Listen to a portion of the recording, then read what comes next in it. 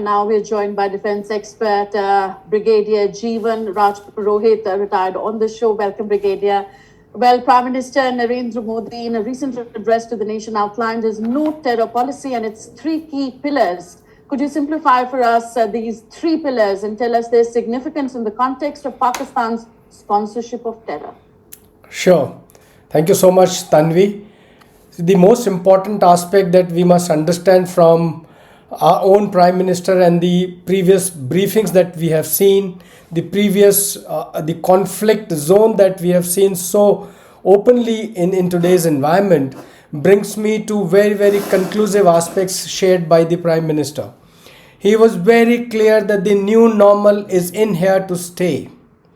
What does it imply? He very clearly annotated that terror and talks cannot go together. Terror and trade cannot go together. So when the export and import between India and Pakistan has been stopped, means Pakistan is devoid of almost 50% of its trade that used to come from India. And he barely used to give us 0.06% of the trade, which didn't really matter. So it will hit him harder, because trade is the one that will give him the food to eat. Today you see the inflation in Pakistan and you'll understand. And the third aspect he said was water and blood cannot flow together. He directly hinted at Indus Water Treaty, that if you want to flow blood in India, we will not give you water. And there is already hue and cry in Pakistan by the very thought that they will not get water. Second major aspect that he mentioned was nuclear blackmailing. Just before 6th of May, all MPs of Pakistan were on hilltops shouting that they would use nuclear bombs. What has happened? All fizzled out. Because you cannot blackmail India because you have nuclear weapon. In fact, there is already International Agency for Atomic Weapons going into Pakistan, looking in that Kinara Hill, which is supposed to have some leaks. They have taken the samples from there to identify why 2 consecutive earthquakes. That's their capability. So we need to understand that we need not be deterred by the fact that he has the nuclear weapon. He does have Chinese support, but that doesn't deter us from maintaining our sovereignty and integrity. The aspect that he mentioned was Operation Sindoor is a new niti and it continues. The operation continues to be in progress.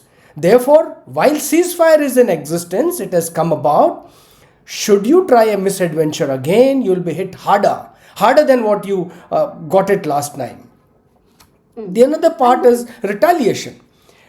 He used 3 very critical terms. He says, if you do something, we will be very swift and decisive. So he says, we will retaliate at the time of our choosing, place of our choosing, and the terms of our choosing. So we design the retaliation. We will respond, and we will respond to the extent that Pakistan will not be able to take it.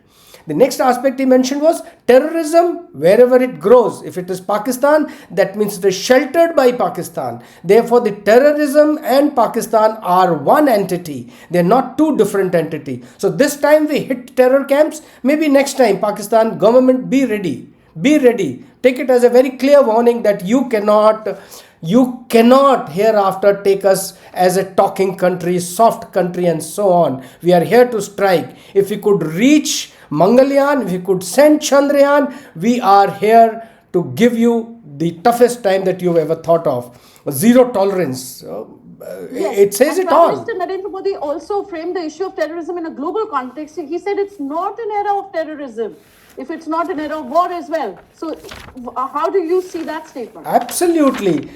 In fact, Tanvi, you see, earlier when we were hit by terrorism, the world did not realize.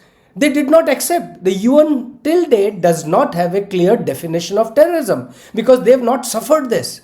It was only after 9/11, the US was hit and then the Europe was hit, that they realized, oh, it is something to be careful about. And the US was the first one to send their troops to India to be trained by Indian troops in counter-terrorism operations. So see, that's where the game lies. So when Modi said, he says, I convey to the world community, he says, we must understand this and there is no tolerance about this. He says, we shall go after this and the world must take cognizance of it. That means the world is already frustrated by terrorism. You see, Germany hit, France hit, UK already inside, America facing the brunt of it. So the world has had enough of it. The world wants to get rid of it, but they cannot take strong actions. So India has shown the way that you can take strong actions. You can be democratically strong government, and you see the sequence of actions that the democratic government has taken, taking everyone on board, maintaining the perfect sequence with the CCS taking decisions. And even this morning when he spoke to Home Minister and NSA, see the sequence of actions. The sequence of actions says it all, that it is at home and to the world at large. We convey that terrorism is not acceptable. Ji. Okay, sir. And I have to talk to you about Akash Tir. It has stunned the world. It's making headlines. And as our report also said, it sees, decides, strikes on its own. Why is indigenization of weaponry for the armed forces important for a country like ours? Is it equally important for all the three armed forces, the Army, Navy, and Air Force? And which kinds of offensive and defensive weaponry is it most important, and why? Tani, you have explained Akash Tir extremely well. I must compliment. But more than one explanation, there are n number of explanations on indigenization. You see, it is Make in India scheme that we are on. And if you see the emblem of Make in India, it is a lion with a technology pasted on all over it. So it's the strength with the technology that is here to stay. And it is not, I think the defense is simultaneously being prepared to be self-sufficient in defense technology and defense equipment, weapons and the spare parts and everything else that we need to maintain our defense ecosystem. But you see, we started with Make in India in economics, in society, in space, in ocean and everywhere else. Simultaneously we focused here, and what we see, when the time has come to deliver, the nation has delivered. Three forces, the intelligence agencies, the paramilitary forces and everyone in the country in this times of crisis has delivered. Why? I'll tell you why. It has added this beautiful way to express our context of self-development. Akash is one part of it, which is again Akash Tir that you explained. I'll not go more detail into it. The others are like D4 anti-drone system. Any drone of enemy coming inside will be met with the anti-drone system of ours. D3 Rohini. That sees the entire area. We are well prepared with this. In order to see the enemy's artillery firing or enemy's missile firing, we have the Swati weapon locating radar system. So the moment enemy fires a surface-to-surface missile or fires a drone, our weapon locating radar identifies this. So this Swati, which has been developed indigenously, actually ensures the complete surveillance and the transparency in the entire skies, to understand as a layman language. One of the most important aspect in any battle is information of the enemy. Acharya Chanakya said, "Dushman ke bare mein sab kuch malum hai, then we need to only apply selective technique." And there are n number of techniques for multiple types of threats that we can manage. And information of enemy is one which we have developed, Sanyukta.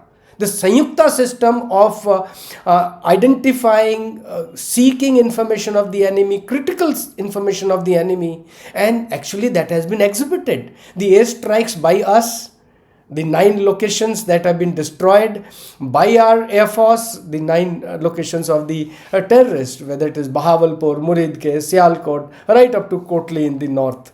So this has been possible only because we knew exactly where is the enemy. The next one is that Nag Shastra. Nag Shastra is the Indian drone that has been developed. And this Nag Shastra, you see the name itself.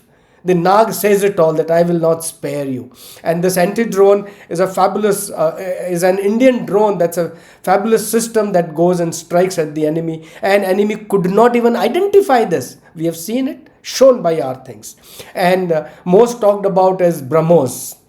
BrahMos, yes. BrahMos is all three variants: Indian Army, Indian Air Force, and Indian Navy. Our Indian Air Force has adequately shown it, and we have used it. And it is a fantastic weapon which has also been sought by Brazil, Philippines, Indonesia, and the demand is only increasing. It's a story where lots of success has been achieved, and it will be followed by, our export story will also get more mileage from it. Thank you so much, Brigadier Jeevan Rajpurohit, for explaining to us this indigenized weapon system, our weaponry, on target, which has achieved its missions in Operation Sindoor. That's all the time we have for. Thank you very much, Brigadier, for being with us on the show.